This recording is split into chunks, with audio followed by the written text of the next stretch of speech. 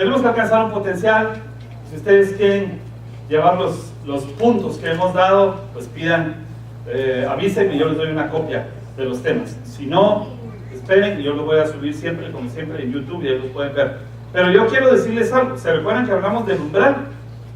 ¿Se recuerdan que hablamos del umbral? ¿Qué era el umbral? El umbral es el área que tiene que ser llenada en nuestra vida. Potencial no es lo que soy, sino lo que no soy, pero puedo llegar a ser.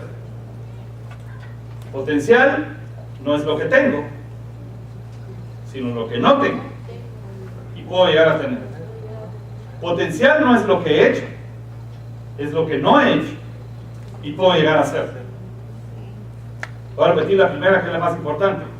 Potencial no es lo que yo soy, es lo que no soy y que puedo llegar a ser. Entonces digamos que el umbral, casi siempre las áreas donde más se habla de umbral es en construcción. Por ejemplo, la puerta tiene un umbral. Cuando se abre esa puerta, el umbral es todo el espacio que tiene para que una persona pase, porque umbral se traduce también el paso hacia algo. Después de una puerta hay una dimensión distinta. Entonces, si yo me paro abajo de la puerta, como está ese hombre, claro, él ya creció, ya casi topa la cabeza arriba, pero todo el espacio blanco es potencial todavía. Es lo que él no es, lo que no puede llenar, lo que no ha hecho. Es el umbral. Umbral es el rango. Por ejemplo, el umbral del dolor. Ustedes les preguntan, doctor, ¿usted de 1 a 10 cuánto aguanta? 7. Ah, vaya. Y ahorita le va a doler, le voy a poner una inyección que le va a doler 4. Todavía tengo el umbral. Mi umbral todavía aguanta otros 3. Sí saben matemáticas, ¿verdad? 7 menos 4. Son 3. Me falta. El umbral es lo que todavía puedo llegar a alcanzar. El umbral es el potencial. ¿De acuerdo? También vimos algunas frases en la Biblia, como llegó a ser, llegar a ser hijos de Dios. Se dice de Isaac con la bendición, hasta que llegue a ser padre de multitudes, Abraham tenía potencial de llegar a ser padre de multitudes, pero cuando lo encontraron era el padre altivo. Abraham, padre altivo. Pero tienes potencial, Abraham, de llegar a ser Abraham. Todavía no es Abraham, pero le cambian de nombre. Y en la Biblia cambiar de nombre es como cambiarle el carácter. No carácter de su estado de ánimo o de su temperamento, carácter del comportamiento moral de su espíritu, conducta. Muy rápido, ¿verdad? Bueno, vámonos a Ezequiel 37. Entonces vimos varios pasos dentro del umbral, pero ahora quiero hablarles. 47. Es que hoy en la mañana alguien leyó 37, se me quedó. No se me quedó pues, pero me quedó el número. Ezequiel 47, miren, esto es el profeta. Dios lo hace ir cerca de la casa de Dios a que tenga una visión. El profeta Ezequiel le enseñaron por visiones la vida. Por ejemplo, en el 37, para no dejarlo burlado, el 37, se habla de los huesos secos. Y el Señor le dice, mira esos huesos. Ah, sí, Señor, es un montón de huesos secos, gente muerta. Y le dijo, estos van a tomar vida. En pocas palabras, dijo el Señor, son huesos, pero tienen potencial. Y una vez que Dios decide trabajar en el potencial de alguien, se busca siervos para que les ayuden. Entonces se traen al profeta Ezequiel. Le dice, profetiza sobre los huesos. Diles que tomen tendones, carne, piel y que resuciten. Y Ezequiel profetiza y se resucita. Por supuesto que esta es una profecía sobre Israel cuando habría de ser nación. Estaba muerto Israel y lo volvieron nación en 1948. Estoy todavía en pura historia, pura introducción, ahorita voy a ir. Entonces Ezequiel llega a tener la visión viendo hacia la casa de Dios y se encuentra con que en su visión ve un río. Ahora, sabemos que las visiones que Dios da son realidades anticipadas. Repito eso. Las visiones que Dios da son realidades anticipadas. Es decir, que todavía no ha sucedido, Dios te lo muestra, va a suceder. Abraham, esta tierra que ves, te la voy a entregar. Todavía no es de él, pero sucedió y se la dieron. En ti serán benditas todas las familias de la tierra. Y ahora se dice de ustedes y de mí que pasamos a entrar a la genealogía de Abraham por la fe. Jesús, hijo de David, hijo de Abraham. Y ahora nosotros, hermanitos de Jesús, pues nos metieron en la parentela de David y en la parentela de Abraham. Lo malo de esto es que ellos hicieron cositas malas que también viajan en la genética, pero no voy a hablar de esto sino hasta el domingo. Tengo la tentación, pero no lo voy a hacer. Pero tienen cosas buenas. Por ejemplo, tienen promesas. Abraham tiene promesas de prosperidad y de mucha genealogía. Y esas promesas, a nosotros nos gustan las promesas de Dios. ¿Quién dice amén?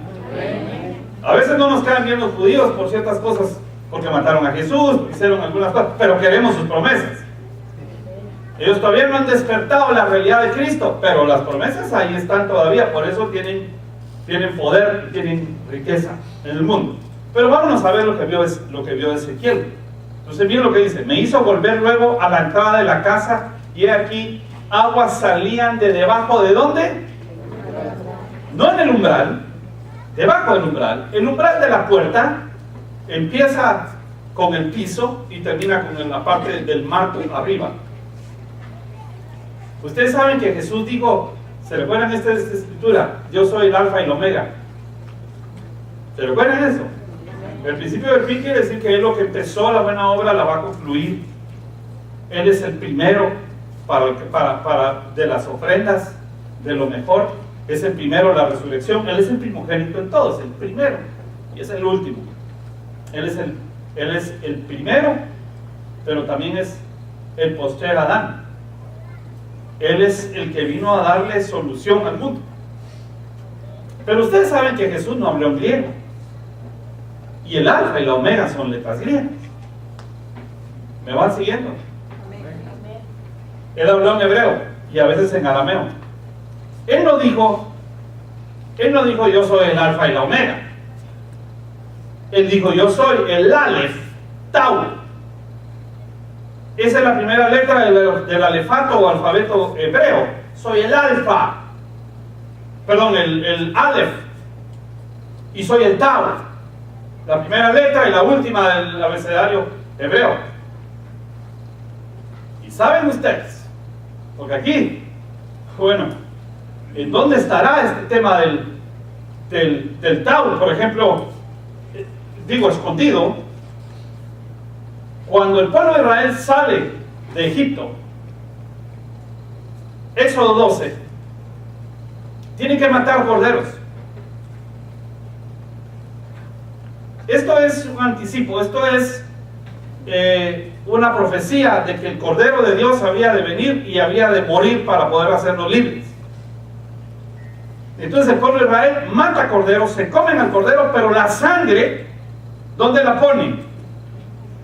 En los dinteles de las puertas. Eso quiere decir alrededor del umbral de la puerta. Y el Tau, que no, esto no sé si se mira ese puntito rojo. ¿Sí?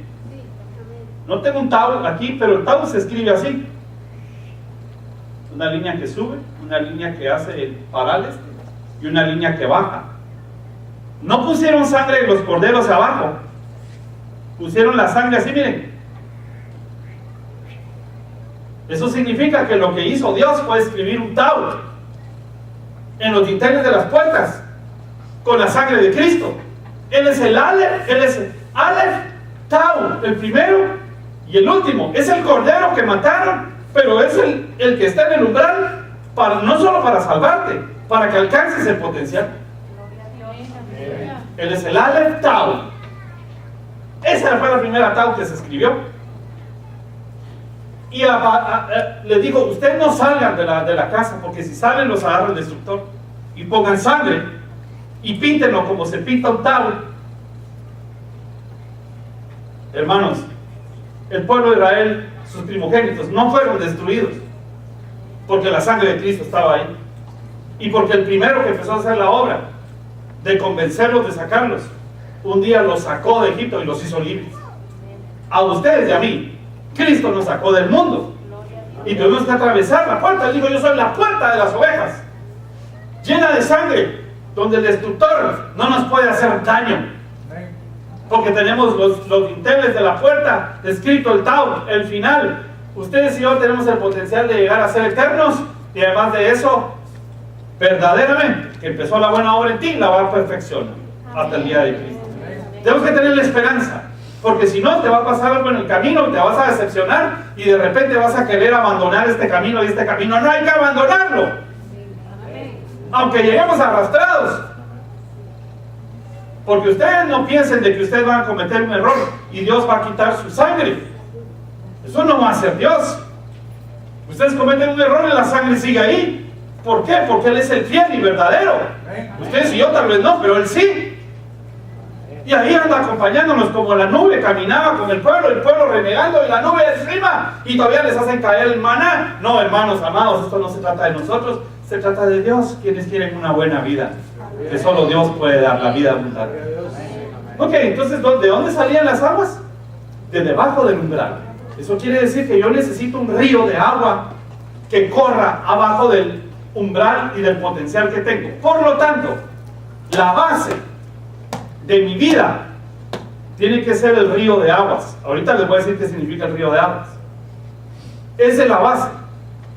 Por supuesto que ustedes ya se están recordando de citas como que del interior nuestro van a brotar ríos de agua que brotan para vida eterna.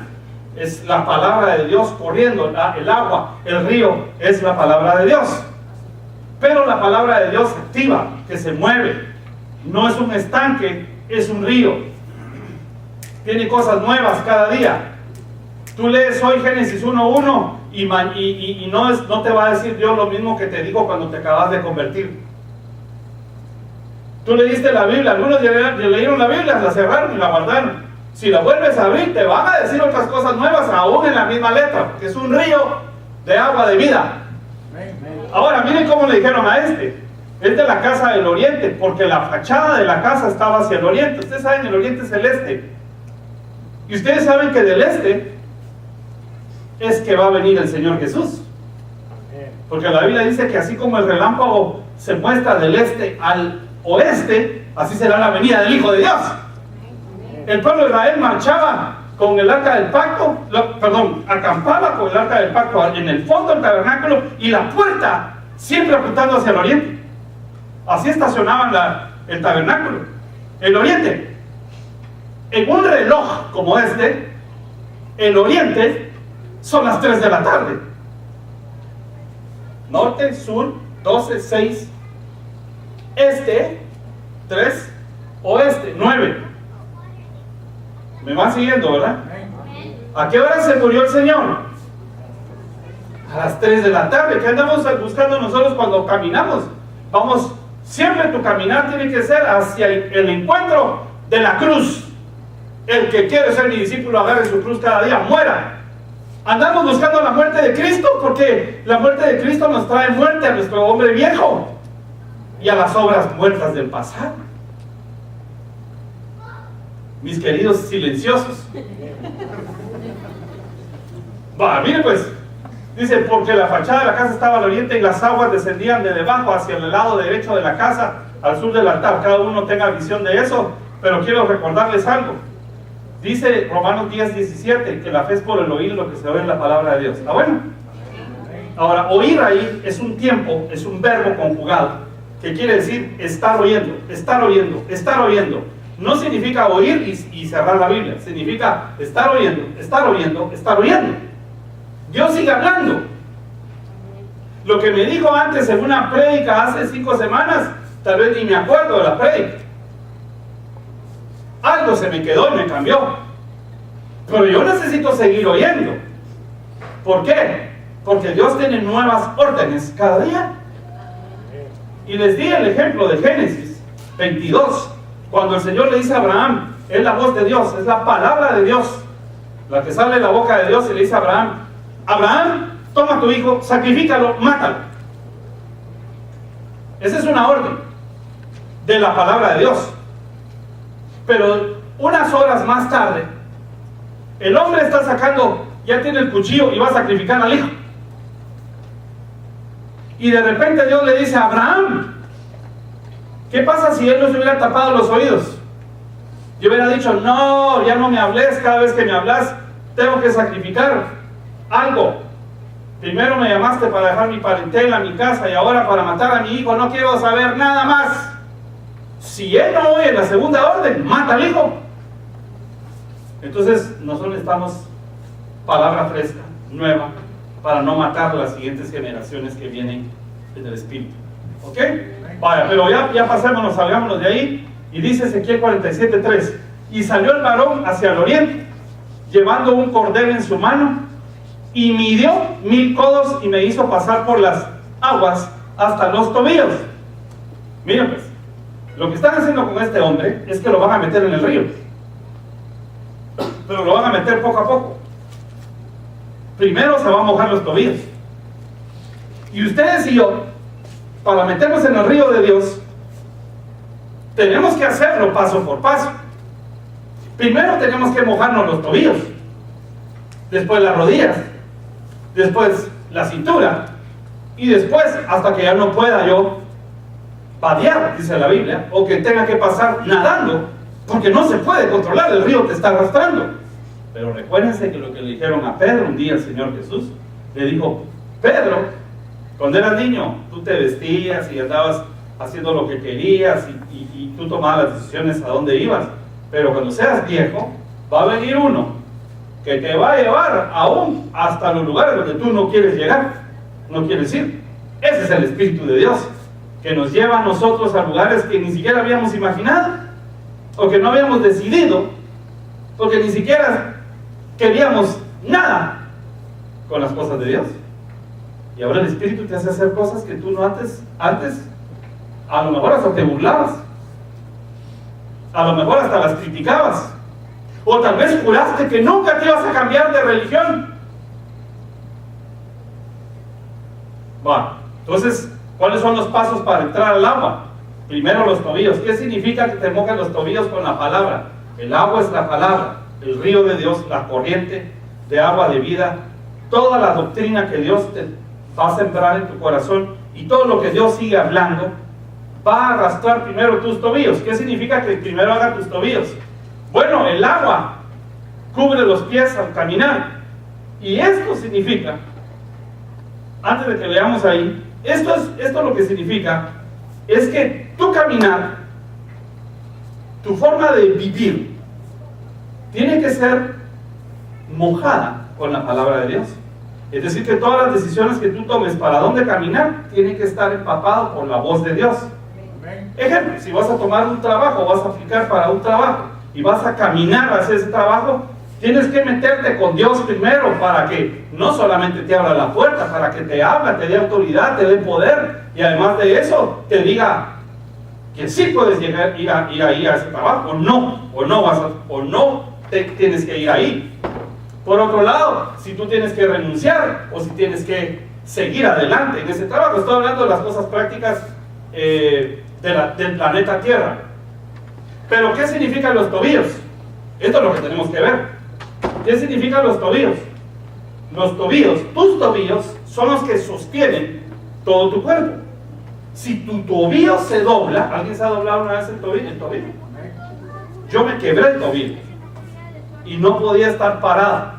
Necesitaba que alguien me agarrara, que me había fracturado, y entonces no aguantaba, no podía sostenerme porque mi tobillo estaba roto. Con dos tobillos rotos tú no puedes caminar, no te puedes sostener. Pero entonces quiere decir que mi vida va a estar sostenida por mis tobillos una vez que están mojados por la palabra de Dios. La Biblia, la palabra de Dios, la corriente de agua viva, va a sostener tu cuerpo, va a sostener tu vida, porque las decepciones de la vida provocan que la gente se desmorone, espiritual, emocionalmente, a lo mejor se enferma en su cuerpo. Necesitamos la corriente del río de vida que sostenga nuestros tobillos. ¿saben qué decía el salmista? Lámpara es a mis pies tu palabra. Eso es lo que en medio de las tinieblas va a iluminar el caminar hacia donde yo me voy a dirigir. Amén. Esos son los tobillos, parte de los tobillos. Voy a enseñarte algo más sobre los tobillos. ¿Se recuerdan ustedes? Tenemos mala resolución en el proyector, pero esta es los pies del Señor Jesucristo clavados en la cruz. Parece ser, porque está difícil. Yo quiero ir a Italia, quiero ir a Roma.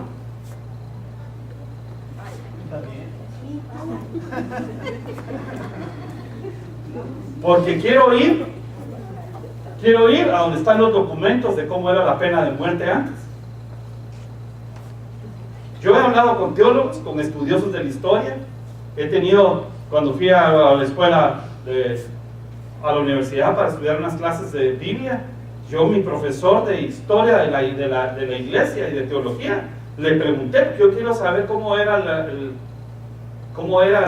la pena de muerte. Claro que la Biblia nos explica, pero hay cosas que no nos dicen. ¿Para qué quiero yo saber eso? Y porque yo quiero saber, mejor el otro día les digo qué quiero saber. Si se van conmigo a Italia, se los digo. Se hacen una colecta y me pagan el pasaje.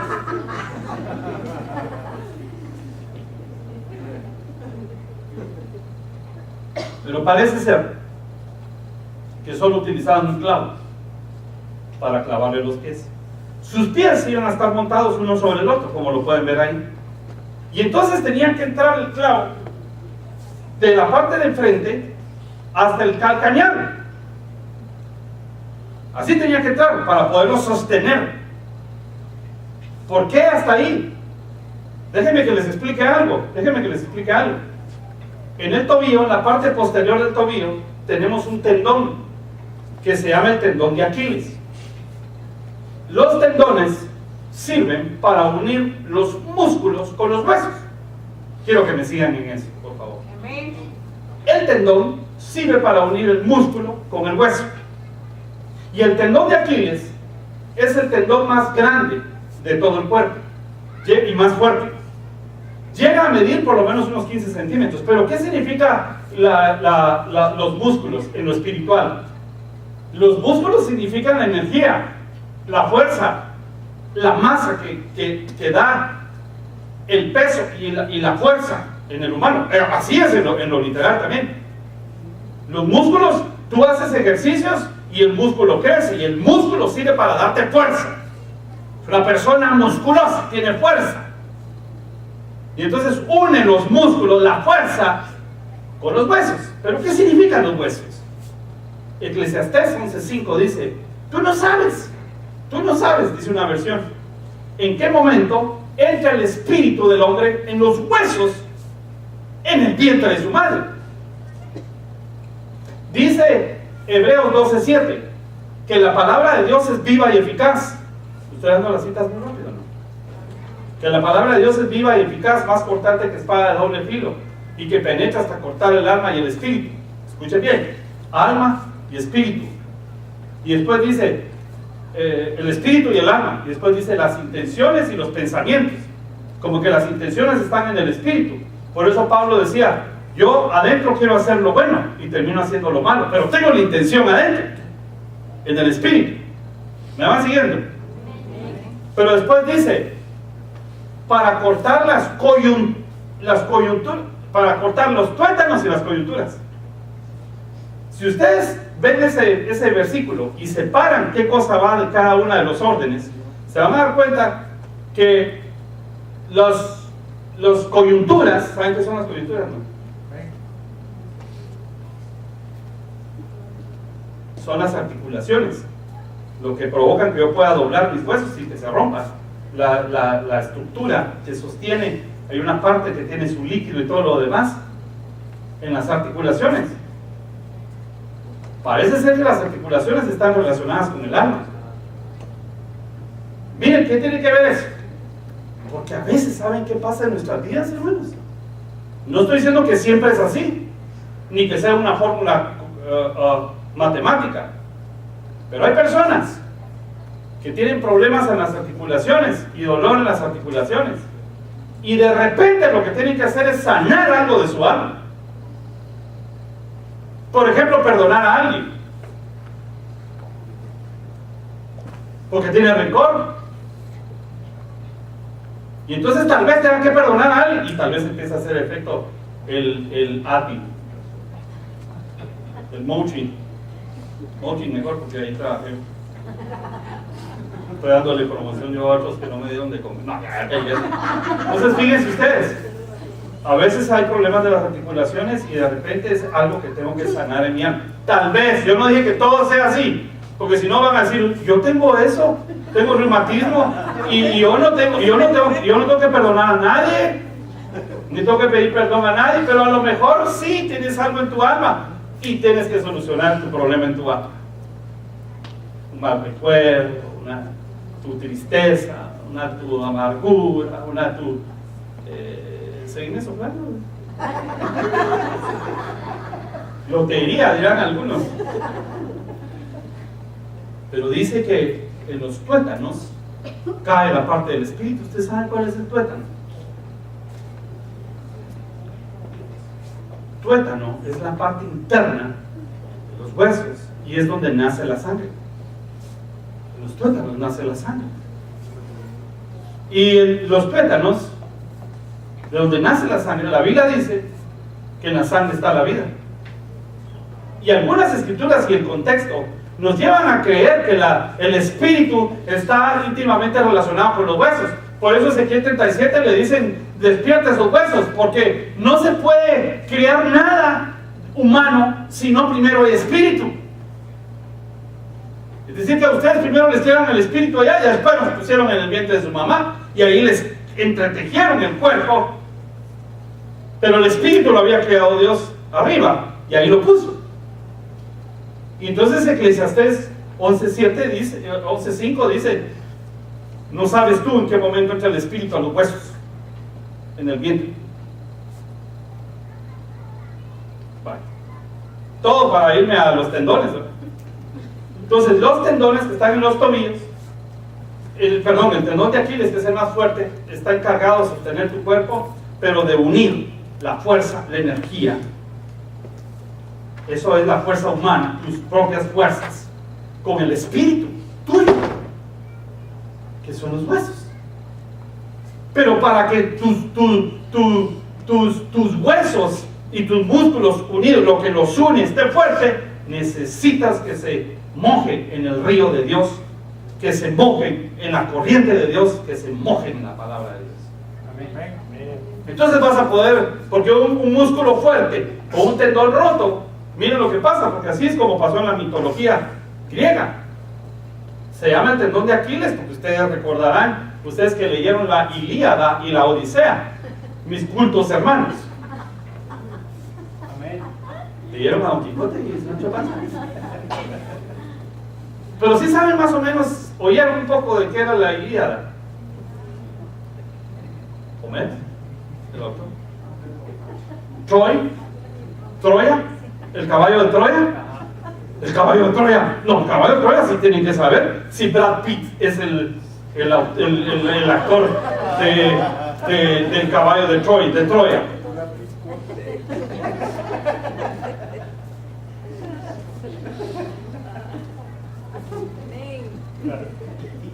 Ahí le tiran a Aquiles y para derrumbarlo le tiran con una flecha, le pegan en el tendón de Aquiles. Entonces Aquiles le pegan en el tendón de atrás del tobillo y cae, y por eso es que se llama el tendón de Aquiles, por la mitología griega, que eso no es historia, es una mitología, pero se nos enseña que debilitando el tendón de Aquiles debilitan el cuerpo. Entonces se necesita que mi tobillo esté lleno de la palabra de Dios. Dicen amén. Amén. ¿Vas a mojar tus pies en la palabra de Dios? Amén. En las corrientes de agua de vida. No te puedes meter a las corrientes. Tú no puedes pretender aceptar a Jesús hoy y mañana ser el maestro de Biblia. No puedes. Es que poco a poco. Claro que en esta iglesia te sacamos el jugo, porque entrando a Cristo y de una vez a jugar en la cámara, en la cocina, en algún lado te ponemos. Pero ya el crecimiento espiritual te lo tiene que dar la palabra de Dios. Y no puedes sacrificar el trabajo, el servicio de Dios por la palabra. No se puede sacrificar. Dicen amén todos. ¿Se van a mojar sus tobillos en la palabra de Dios? Van a echar al río, que sea poco a poco. Su caminar que vaya cambiando por la palabra. Todo lo que me costó explicar lo de Aquiles y todo lo demás, hasta a mí se me olvidó ya. No se me olvidó. Pero después dice en el verso 4, midió otros 1000 codos y me hizo pasar por las aguas hasta las rodillas. ¿Qué significan las rodillas en el cuerpo espiritual? Las rodillas significa la humillación. Porque cuando tú te pones de rodillas delante de Dios, lo que estás haciendo es un acto, bueno, depende, pero una de las palabras que traducen adoración, en el Nuevo Testamento es la palabra proskuneo. Y proskuneo significa colocarse en una posición perrunia, como perrito, de rodillas, como lamiendo la mano del amo. Eso es adoración. Adoración es un acto, es una serie de actos, es una actividad, pero esa es otra palabra a la que se traduce. Pero la palabra proskuneo es el acto de que yo me ponga de rodillas delante de Dios, humillándome para reconocer la majestuosidad de Él. Entonces que se moje mis rodillas, lo que me está diciendo es que la palabra de Dios acompañe tu humillación, que la palabra de Dios, que la palabra de Dios acompañe tu oración. Tú no puedes orar bien si no conoces la palabra de Dios. Aparte, Él está buscando adoradores en espíritu, aquellos que oran por el espíritu, ¿verdad? Y en verdad, y la verdad es Cristo. Yo soy el camino, la verdad y la vida. Y la verdad es la palabra de Dios.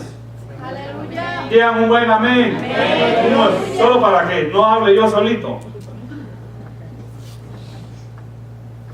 Entonces tus rodillas son las oraciones. Que se moje, que la palabra de Dios te lleve a conocer quién es el maestro de los maestros, el rey de reyes, el señor de señores, el cordero de Dios, que te muestre todas las facetas del hombre que se humilló hasta lo sumo y hasta la muerte por ti. Entonces el conocimiento de Dios es el que va a hacer que verdaderamente tú ores y tú te humilles poniendo tus rodillas en el suelo. Por supuesto que si te duelen las rodillas no podemos pretender y decirte, no, usted si no se hinca, a ver, quiero ver cómo se hinca. Además de eso tiene que apuntar su mirada hacia el oriente, hacia Jerusalén. Así le decían algunos antes que nos precedían. Ore, y viendo para Jerusalén. Y aquel pensando que era una tienda del barrio.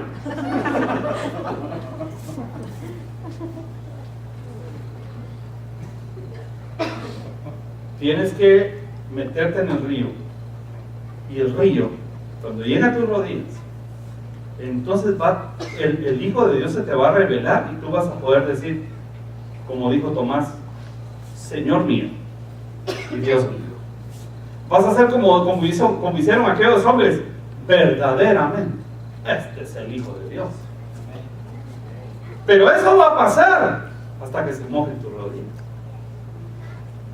Después de que ya metiste los pies y los tobillos al río de la palabra. Entonces tienes que meterte al río, tienes que hacer que llegue hasta que tú te vuelvas un adorador, un orador, y además de eso tu vida sea una vida de humillación. Pues decirte algo, cuando llegaron los sabios del oriente a visitar al Señor Jesús, le dijeron a Pilatos, o a Herodes, perdón, le dijeron a Herodes, ¿dónde está el rey de los judíos? Y entonces dijo Herodes, vayan, indaguen y me avisan, para que yo también vaya con ustedes a proskuneo, a adorarle, a postrarme delante de él. Y así que los sabios del oriente llegaron a adorar al Señor, así dice la Biblia. Ninguno se había dado cuenta que había nacido el Mesías. Los maestros de la ley no se habían dado cuenta, y los sabios del oriente ya sabían, y le llevaron regalos. ¿Pero qué le llevaron? Oro, incienso y mirra. Oro es la prosperidad, o es el poder del Espíritu Santo actuando, es el poder. Oro es poder.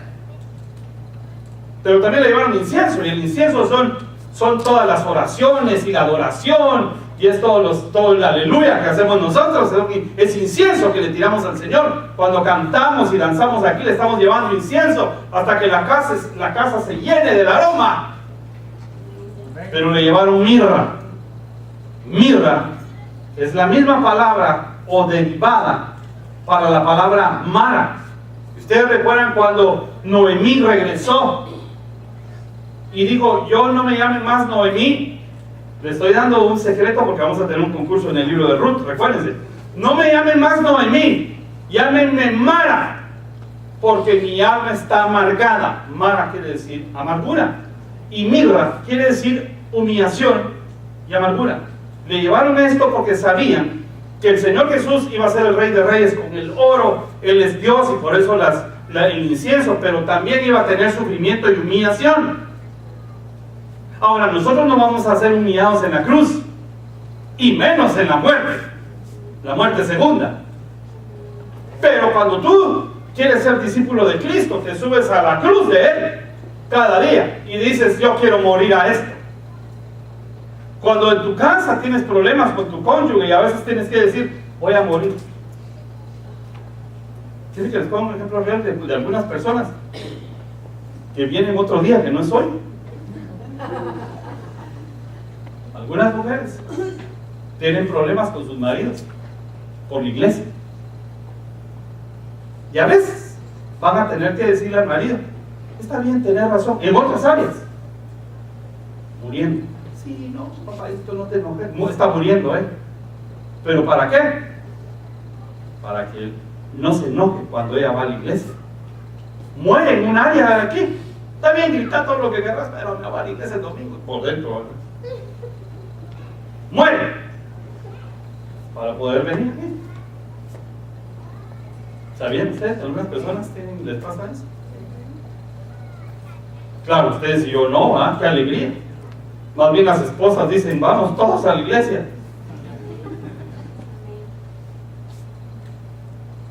Pero no todos los hogares son así. Hay mujeres que están muriendo cada día con tal de poder venir a servir a Dios aquí. Digan amén por ellos. Y ¿saben qué? Es una bendición eso. A veces tenemos que morir, a veces en cuestiones del trabajo, con tal de que nos dé permiso para venir a una actividad en la iglesia. Yo espero que eso es lo que hagamos todos: morir, hacer los sacrificios para venir a la casa del Señor. Pero digan un buen amén con ganas, así con alegría.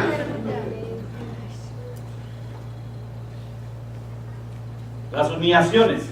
Ahora, ¿cómo hago yo para evitar humillaciones? Mejor me meto yo a humillarme solito delante de Dios.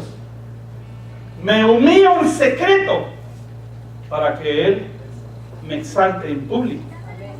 Pero si yo no me humillo en secreto y tampoco en público, voy a salir avergonzado afuera.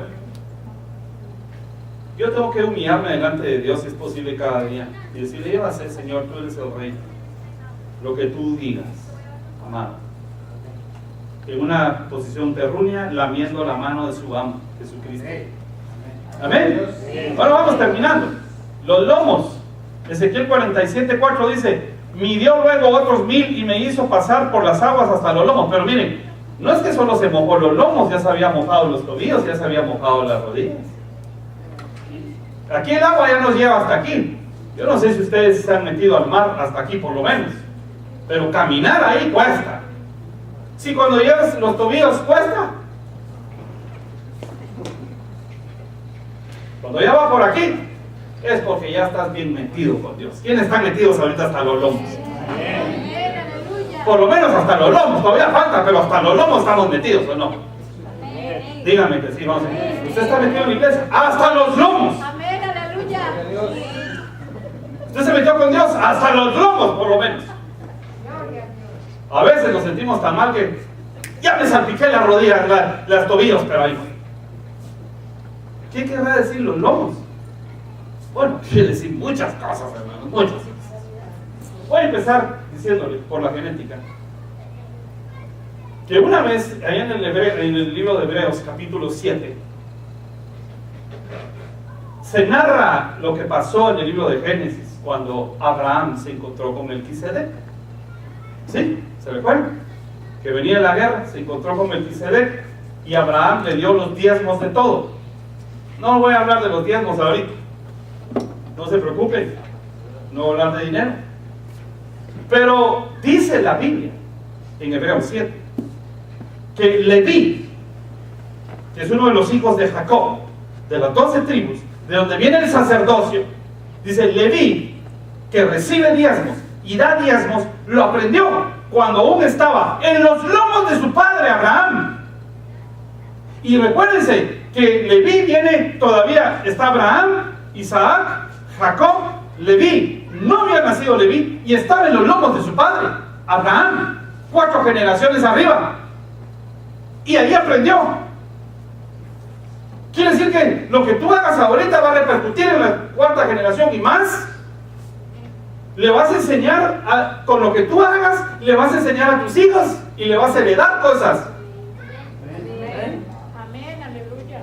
Entonces los lomos es lo que la Biblia refiere para decir que ahí está nuestra semilla, nuestra genética en los hombres.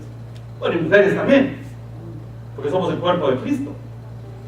Pero cada vez que se habla de los lomos, que salió de sus lomos, la genética que salió de mis lomos, eso quiere decir que yo ahora no solo estoy mojándome mis tobillos para mí, mis rodillas, sino que esto ya incluye mi familia.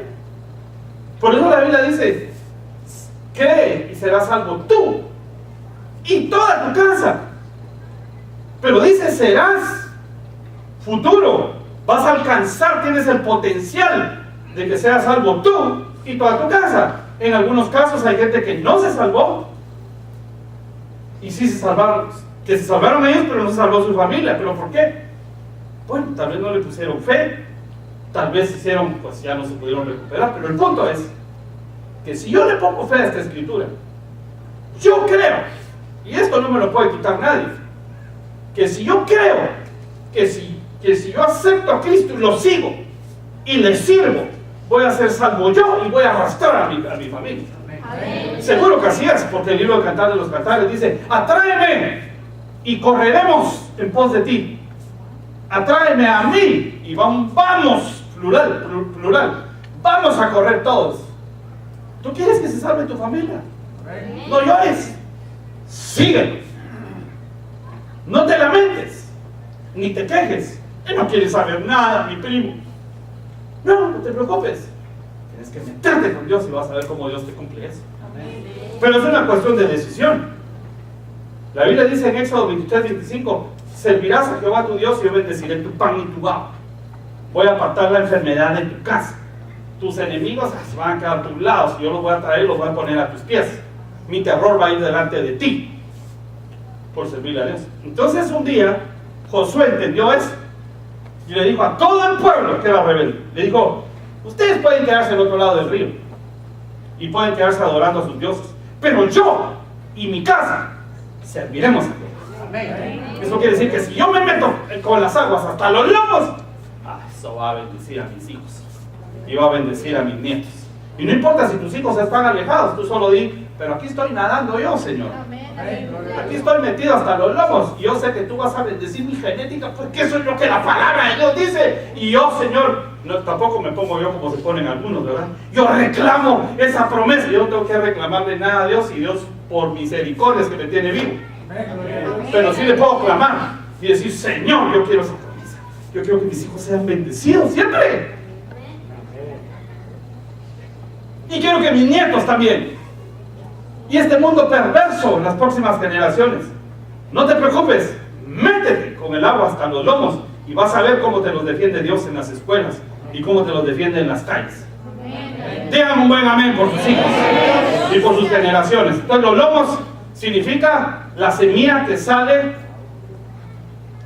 de la genética de Abraham. Pero genética es una misma palabra para genealogía, ya lo sabemos, pero es una palabra que también tiene que ver con los... ¿Hay niños? Genética. ¿Saben cómo se traduce la palabra semilla en el griego? Esperma.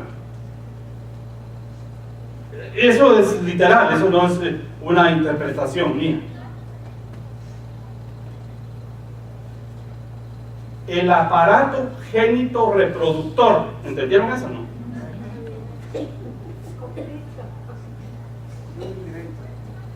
Aparato génito reproductor es una palabra científica. Quiere decir que los lomos tienen que ver con la sexualidad. No se me duerman ahorita. Si se durmieron hace un ratito, ahorita no se duerman. Pero que yo meta mi cuerpo hasta los lomos en la palabra de Dios va a solucionar problemas de sexualidad en mi vida. ¿Por qué me miran a mí si ustedes también? Yo les tiro la corriente del agua a ustedes. Ustedes se me caen viendo como quien dice: ¿tienes problemas? Casi que me van a referir con algún pastor para que me ministre, ¿verdad? Pero el 90% de los problemas de la vida son por origen sexual. Ya sea en la mente, en el corazón. Por eso el Señor dijo: ustedes oyeron que está escrito que el que comete adulterio, y después les dijo: pero con solo pensarlo ya lo hicieron. Y ahí se fueron con Pancho como el 90%. Aunque me pongan caras de jugadores de póker.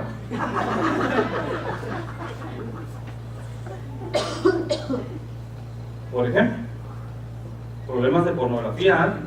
¿Cómo se puede componer eso? Claro que orando, sacándole los demonios, que a veces es un espíritu, a veces, no siempre, a veces corrigiéndole el vicio por nuevos hábitos en la iglesia. Servir a Dios ayuda. Se los digo por si ustedes encuentran a su hijo que los encontraron, entraron al cuarto y tratando de apagar la compu y no se apaga. ¿Qué estás viendo? Nada. ¡Pah! Se lleva la compu. Y yo, como soy hacker, puedo llegar y agarrar a cualquier niño y ver si su máquina vio o no vio. Por si me quieren prestar sus computadoras. Fíjense pues, fíjense esto. Pero cuando alguien está sufriendo porque no puede dejar, no solo la pornografía, el adulterio, puede. ¿Saben cómo se soluciona esto? Metiendo su genética, sus lomos, en el río de Dios. Y una vez que se meten en el río de Dios, le tienen que solucionar esto. Díganme un buen amén, por lo menos por sus vecinos, por sus primos, por sus tíos, por sus vecinos. Ustedes saben, mejor ya no quiero quedarme ahí porque ya es tarde, medio tarde. Yo les digo la última, penúltima, antepenúltima. Ustedes saben que hay animalitos puros y animalitos impuros en la Biblia narrados, creo que es Deuteronomio 14. Y sabemos que los animalitos puros son aquellos que son rumiantes, pero tienen la pezuña hendida. Por ejemplo, una vaca es rumiante, está masticando, llevando de estómago a estómago, pero a la vez tienen una pezuña hendida. Eso quiere decir que está rumiando, quiere decir que está siempre comiéndose la palabra y masticándola y llevándola ahí hasta que baja un estómago, sube a otro. Siempre se está comiendo la palabra. Y la pezuña hendida significa que lo partieron en dos, que nació de nuevo, que tiene una vida pasada y una vida ahora en Cristo. Nosotros somos animalitos limpios, puros. Somos rumiantes y pezuña hendida. El camello no es un animalito puro, porque es rumiante, pero no tiene la pezuña hendida. El cerdito, chancho o puerco, coche o porqui, tiene pezuña hendida, pero no es rumiante, no es puro. Ahora, Eso no tiene nada que ver con lo de hoy en día, ¿verdad? Porque el Señor le dijo a Pedro, déjate de cuentos, comés, y yo ya bendije todo, ya lo purifiqué. O sea que podemos comer chicharrones con tortilla, o pupusas de chicharrón. Para los hermanos salvadoreños, que les tengo que pasar un poquito. O sea, no tiene nada que ver con eso, es espiritual. ¿Ok? Ahora, uno de los animalitos es el buey. ¿Ustedes saben qué es un buey? No, pero dije buey con B, no. Eso es lo malo de predicar entre mexicanos. Ustedes saben qué es un buey, ustedes saben, por ejemplo, mi vecino. Un buey es un toro castrado. ¿Me están siguiendo? Es un toro castrado. El buey lo pueden usar para jalar carretas y caminar con otro buey, tranquilo. ¿Por qué? Porque lo castraron, ya no puede ser violento. Ya no patea, ya no tira al jinete, aunque lo hace que camine con un yugo aquí. Ese ya le quitaron su aparato génito reproductor, ya perdió la violencia y perdió la sexualidad ilícita. Entonces un ciervo, que es un buey, es un ciervo que ya venció los problemas sexuales. Ya para él es más importante la palabra de Dios y el servicio a Dios que su problema de ese que tenía.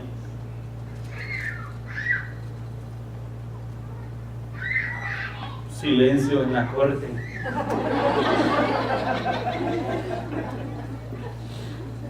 Voy a salirme de ahí porque parece ser que ustedes me están viendo como que dice este pobre enfermo que está predicando. Si yo soy sano.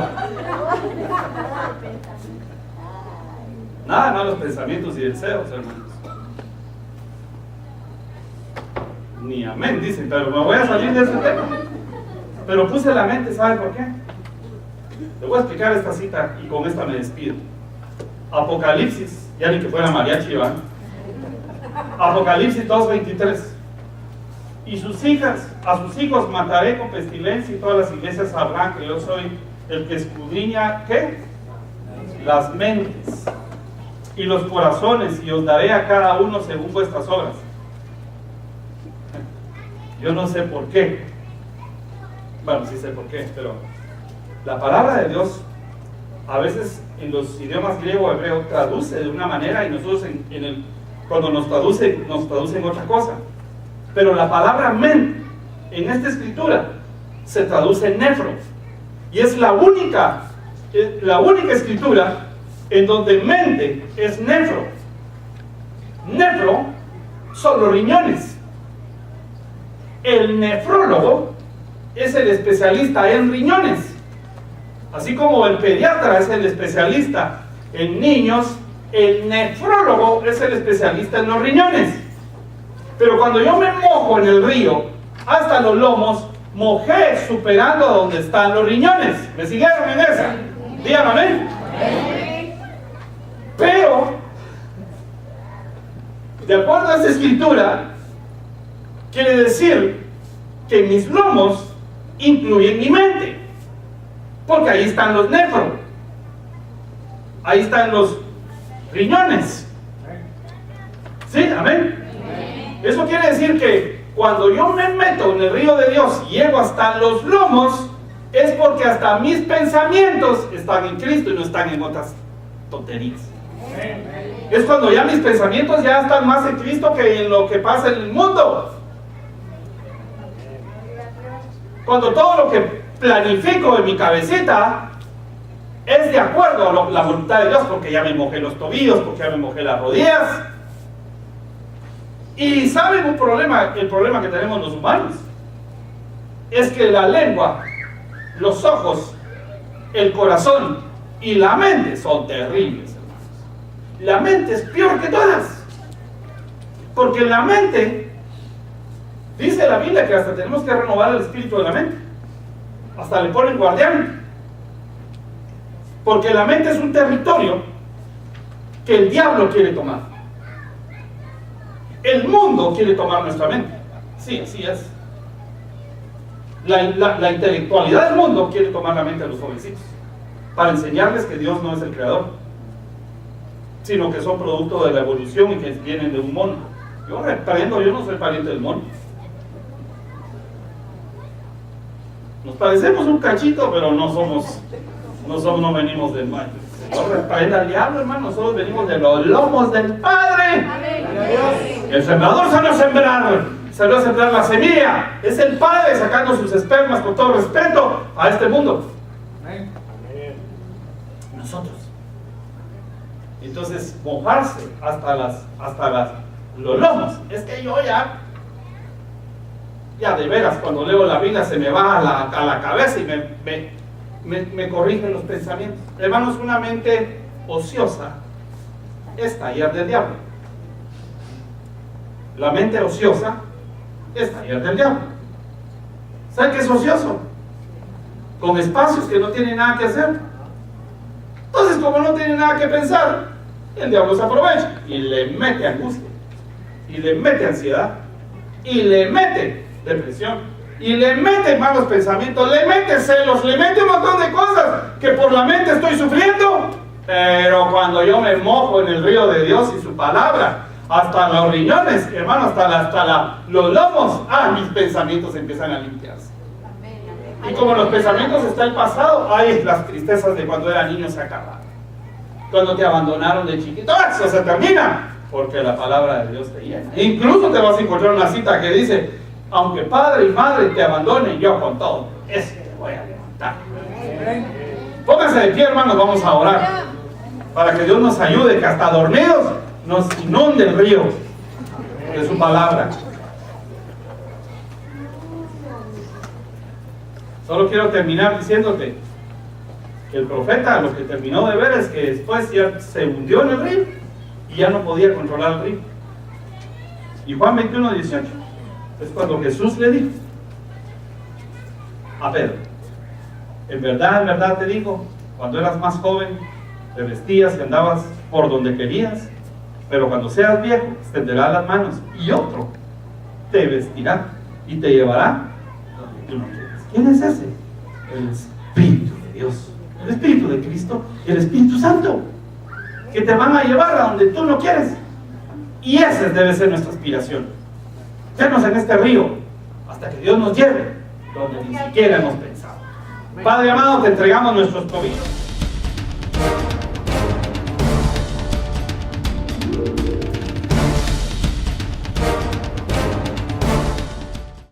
En la Biblia, cambiar de nombre es como cambiarle el carácter. No carácter de su estado de ánimo o de su temperamento, carácter del comportamiento moral de su espíritu, conducta.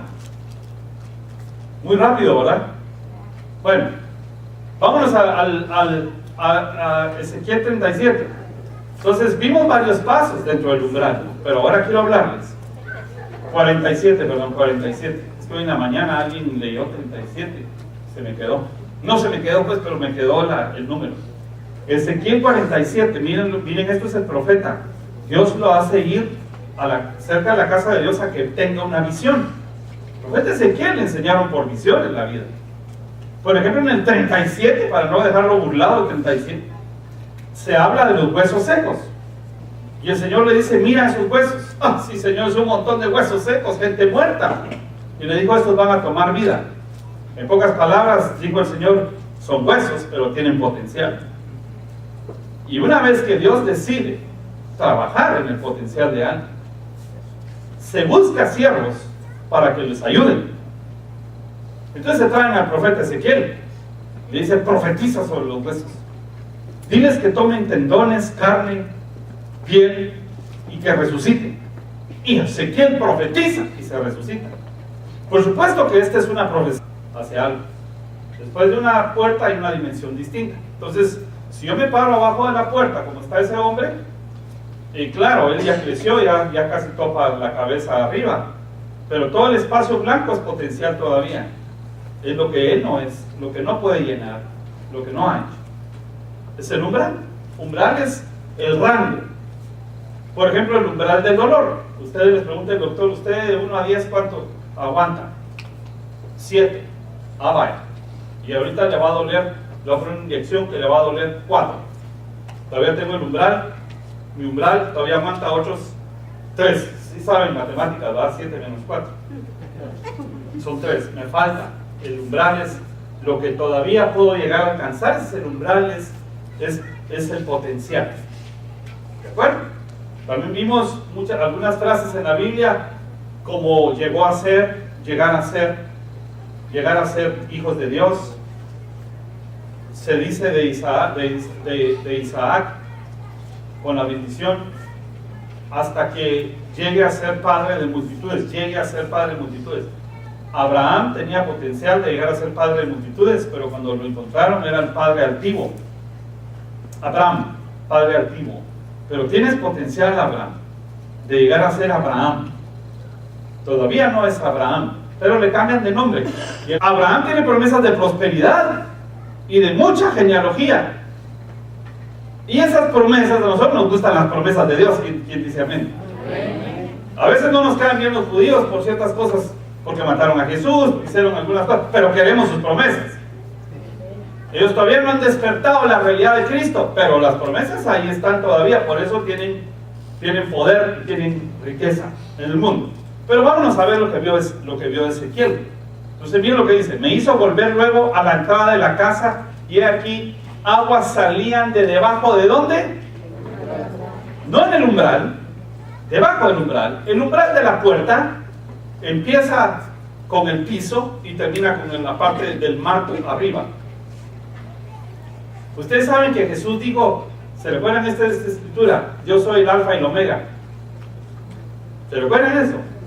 El principio del fin quiere decir que Él, lo que empezó la buena obra, la va a concluir. Él es el primero de las ofrendas, de lo mejor. Es el primero, la resurrección. Él es el primogénito en todos, el primero, y es el último. Él es el primero, pero también es el postrer Adán. Él es el que vino a darle solución al mundo.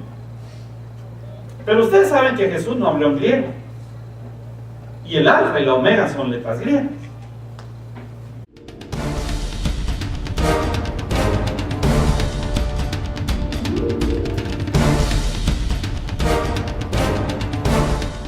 Tenemos que alcanzar un potencial. Si ustedes quieren llevar los puntos que hemos dado, pues pidan, avísenme y yo les doy una copia de los temas. Si no, esperen y yo los voy a subir siempre, como siempre, en YouTube, y ahí los pueden ver. Pero yo quiero decirles algo. ¿Se recuerdan que hablamos del umbral? ¿Se recuerdan que hablamos del umbral? ¿Qué era el umbral? El umbral es el área que tiene que ser llenada en nuestra vida. Potenciales no es lo que soy, sino lo que no soy, pero puedo llegar a ser. Potencial no es lo que tengo, sino lo que no tengo, y puedo llegar a tener. Potencial no es lo que he hecho, es lo que no he hecho, y puedo llegar a ser. Voy a repetir la primera, que es la más importante. Potencial no es lo que yo soy, es lo que no soy y que puedo llegar a ser. Entonces digamos que el umbral, casi siempre las áreas donde más se habla de umbral es en construcción. Por ejemplo, la puerta tiene un umbral. Cuando se abre esa puerta, el umbral es todo el espacio que tiene para que una persona pase, porque umbral se traduce también el paso. Decía sobre Israel cuando habría de ser nación, y estaba muerto Israel y lo volvieron nación en 1948. Estoy todavía en pura historia, pura introducción, ahorita voy a ir. Entonces Ezequiel llega a tener la visión viendo hacia la casa de Dios, y se encuentra con que en su visión ve un río. Ahora, sabemos que las visiones que Dios da son realidades anticipadas. Repito eso. Las visiones que Dios da son realidades anticipadas. Es decir, que todavía no ha sucedido. Dios te lo muestra, va a suceder. Abraham, esta tierra que ves, te la voy a entregar. Todavía no es de él, pero sucedió y se la dieron. En ti serán benditas todas las familias de la tierra. Y ahora se dice de ustedes y de mí que pasamos a entrar a la genealogía de Abraham por la fe. Jesús, hijo de David, hijo de Abraham. Y ahora nosotros, hermanitos de Jesús, pues nos metieron en la parentela de David y en la parentela de Abraham. Lo malo de esto es que ellos hicieron cositas malas, que también viajan en la genética, pero no voy a hablar de esto, sino hasta el domingo tengo la tentación, pues no lo voy a hacer. Pero tienen cosas buenas. Por ejemplo, tienen promesas.